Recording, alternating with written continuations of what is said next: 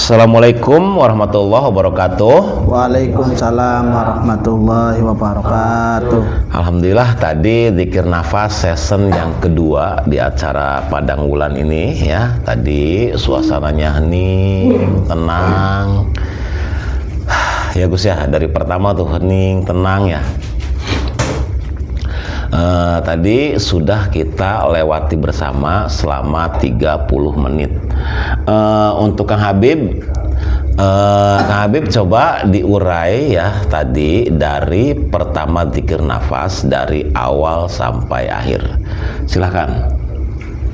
Assalamualaikum warahmatullahi wabarakatuh. Waalaikumsalam warahmatullahi wabarakatuh. Pas saya zikir nafas, Iya. masuk di dalam, pas baru mulai langsung Masuk diajak, ya. disuruh masuk. Iya. Pintu Berarti tadi yang pertama sama yang kedua nyambung ya berarti ya? Nyambung. Kejeda ini aja tadi ya, oke. Terus? pintu udah dibukain. Ternyata pas begitu masuk, Masya Allah, indah. Di dalamnya tuh? Nggih, Oke. banyak orang yang Masya Allah, Iya. mukanya berseri-seri bahagia semuanya. Wajahnya bahagia semua ya? Ada yang mandi sebelah sana, ada yang mandi sebelah sana, tapi saya itu terus masuk, terus disuruh ke sana jalan sama itu. Iya. Ada yang mandu tah? Ada itu namanya Ki Wanguntara, bilangnya sih begitu. Ki Wanguntara. Beliau yang memandunya namanya Ki Wanguntara. Oke, Wanguntara. Oke. Terus terus ya di Istiqomanang. Iya. Bari berjalan saya di belakang. Nggih.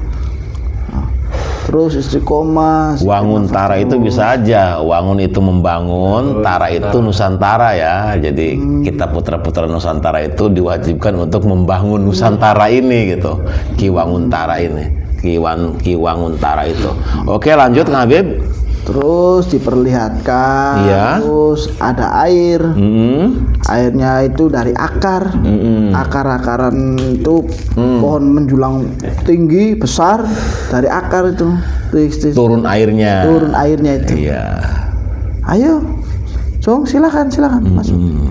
Ntar itu tuh, itu ada pintu lagi ntar masuk. Ntar itu belum kebuka, belum Iya. ada kuncinya. Iya.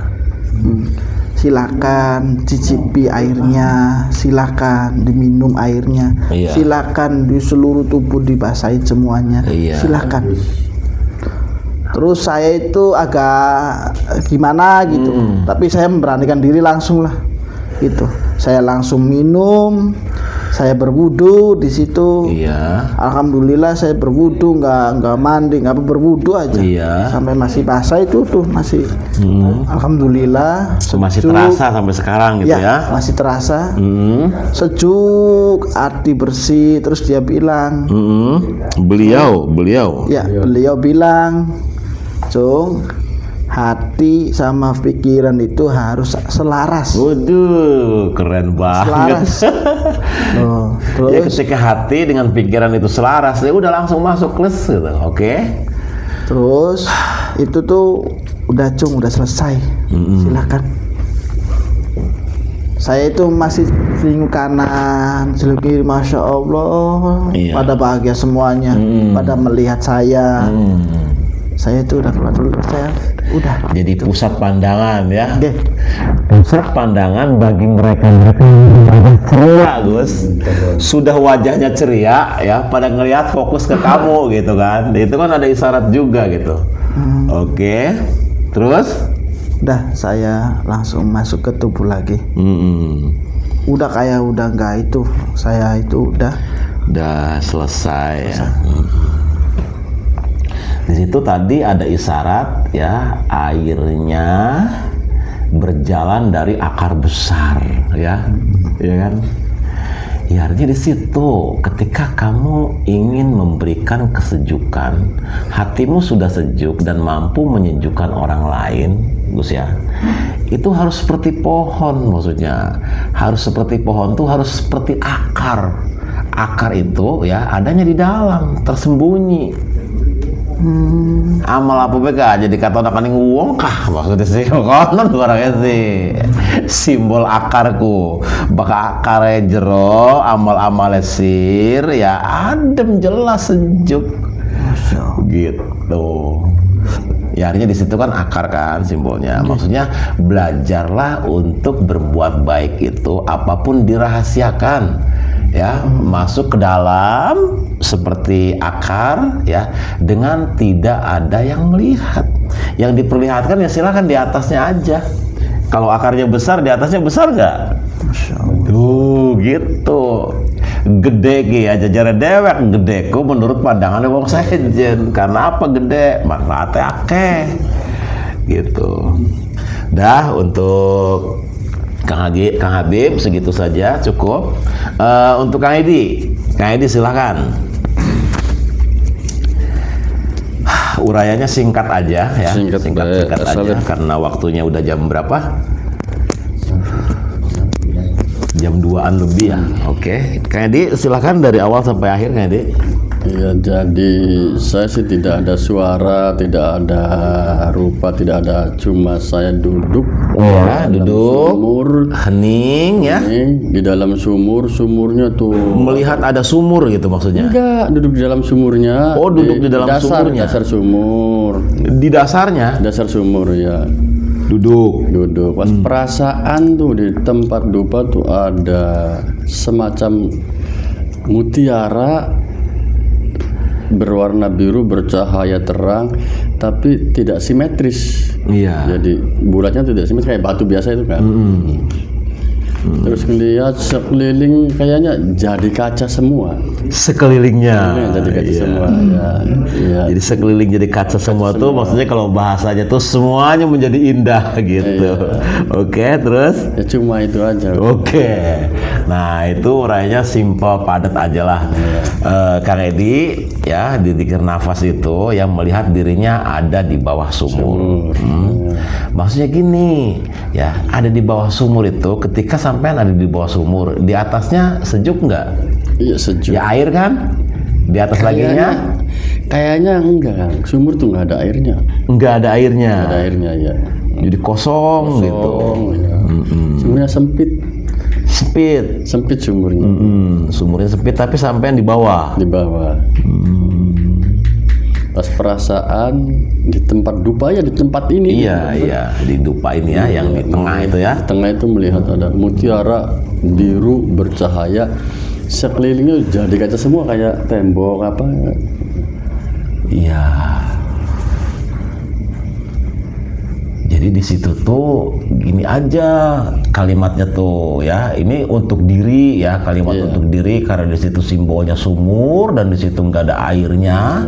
Terkecuali kalau di sumurnya ada airnya ya kita bahasnya.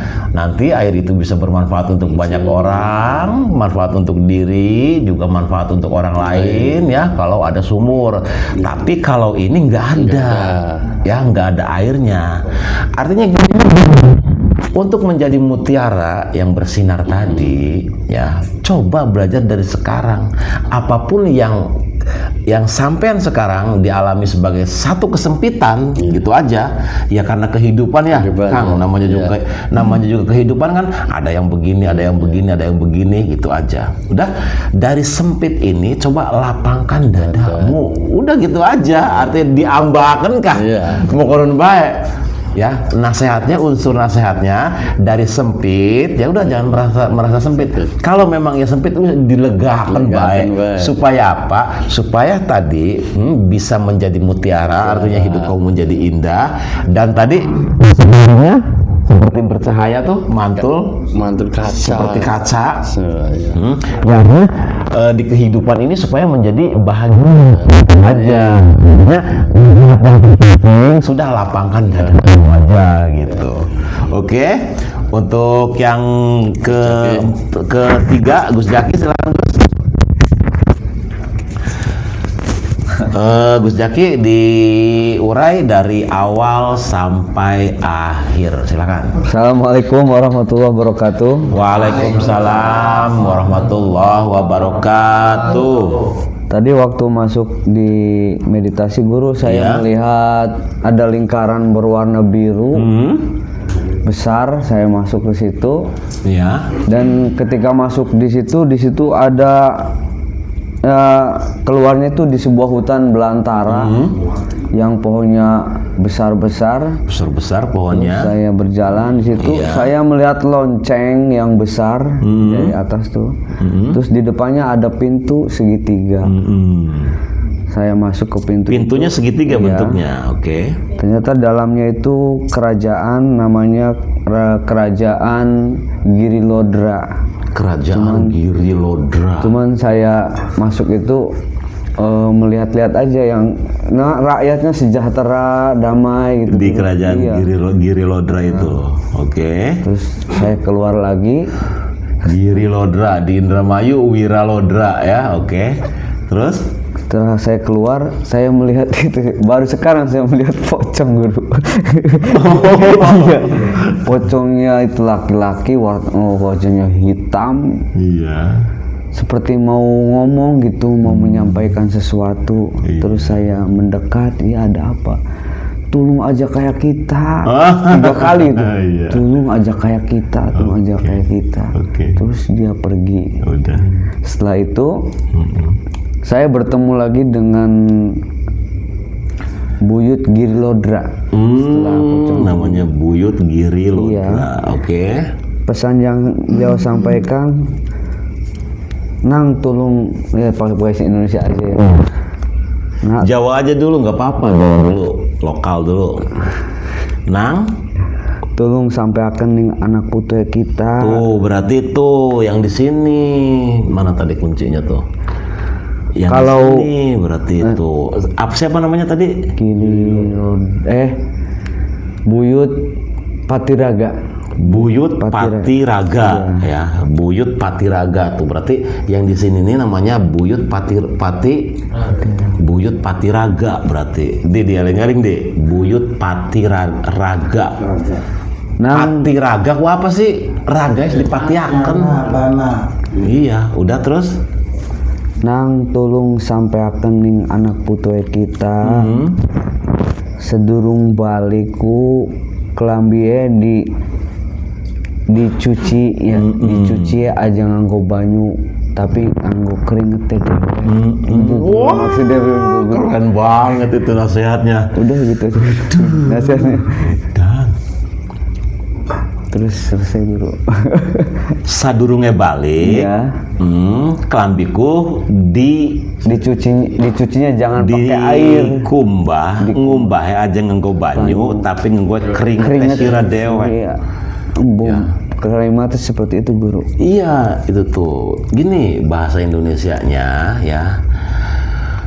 Wahai anak cucuku, Habib, sebelum engkau pulang, tolong dicuci. Maksudnya sing dicuci gua apa? Jasad. Jasad kayak dikumbah maksudnya sih. Mung ning kono isyaratnya ngumbah. Di situ isyaratnya jangan dicuci dengan air, tapi dengan keringat.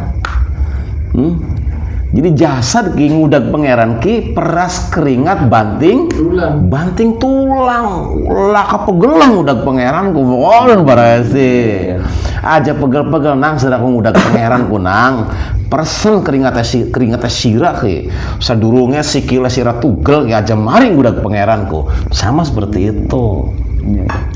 Untuk nasihat-nasihat anak cucunya tuh berarti itu. Kalau pulang itu maksudnya pulang ke Tuhan itu jasad ki balik maning boleh ning lemah balik ning lemahku maksudnya aja dikumbai karo banyu tapi dikumbai karo keringet ya keringet kini kene ki maksudnya udah Gusti Allah ku jungkal malik. Wah ning kana ana informasi ketuhanan udah maning ngeplos maning luruh maning kok bawas ketemu sing idep ning kono. Ya artinya sing idep ku ya madep ning Gusti Allah sing kokoh barangnya sih. Titik-titik dikir nafas, titik-titik sembahyang, titik-titik dikiran. aja mari-mari para ekorku pada karok kalimat ngumbah kelambie karok keringat gitu. Itu untuk anak cucu di sini gitu. Namanya aja keren banget tadi. Siapa? Pati Raga. Pati Raga kan sesuai sama ininya.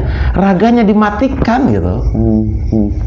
Buyut Pati Raga kieu sering raga mah harapan compang camping harapan apa sih, penting kemanfaatannya kerasa kenang masyarakat. Bukan harus badan yang dikasih aksesoris bagus gitu, tapi kemanfaatannya yang banyak gitu. Ya orang-orang soleh biasanya malas untuk apa? Untuk memperbaiki aksesoris, lebih ke dalam membenahi hatinya gitu. Oke, silakan yang terakhir. Kang Gopin silakan. Assalamualaikum warahmatullahi wabarakatuh. Waalaikumsalam warahmatullahi wabarakatuh. Awal masuk meditasi, Iya. di kurang lebih 10 menit pertama diperlihatkan seperti kayak alat yang menyayat badan. Lama-kelamaan sampai berdarah-darah akhirnya tidur. Setelah itu langsung bangkit, tapi di atas ular. Iya, jadi hancur lebur jadi satu gitu. Padahal mah hancur leburku barangnya mah sing umpamanya kene ini ilmu, ini harta, ini pangkat, ini cewek gitu, perempuan, ini itu tuh maksudnya mah hancur lebur itu maksudnya hilang semua, yang ada hanya Allah saja maksudnya mah itu. Oke, lanjut. Paham belum Kang Habib? Paham. Lanjut.